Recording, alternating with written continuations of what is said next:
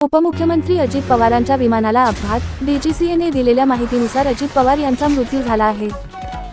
उपमुख्यमंत्री अजित पवारांच्या विमानाला अपघात झाला आहे। बारामतीत लँडिंग दरम्यान हा अपघात झाल्याची माहिती मिळत आहे। या विमानात काही जण असल्याची माहिती समोर येत आहे। राज्याचे उपमुख्यमंत्री आणि राष्ट्रवादी काँग्रेसचे अध्यक्ष अजित पवार यांच्या विमानाला बारामती विमानतळावर लँडिंग दरम्यान भीषण अपघात झाला। तांत्रिक बिघाडामुळे विमान जवळच असलेल्या एका शेतात कोसळले। या अपघातात अजित पवार गंभीर जखमी झाले आहेत। त्यांच्यासह विमानातील 4ही प्रवासी जखमी झाले असून त्यांना तातडीने रुग्णालयात हलवण्यात आले आहे।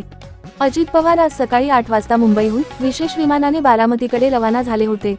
बारामतीत आगामी जिल्हा परिषद आणि पंचायत समिती निवडणुकांच्या प्रचारासाठी त्यांच्या 4 जाहीर सभांचे आयोजन करण्यात आले होते।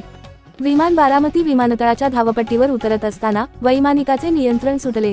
विमान धावपट्टीवर आदळून बाजूच्या शेतात घुसले आणि काही क्षणातच विमानाने पेट घेतला। प्रत्यक्षदर्शींच्या माहितीनुसार विमान कोसळल्यानंतर परिसरात धुराचे मोठे लोट दिसत होते। डीजीसीएने दिलेल्या माहितीनुसार अजित पवार यांचा मृत्यू झाला आहे।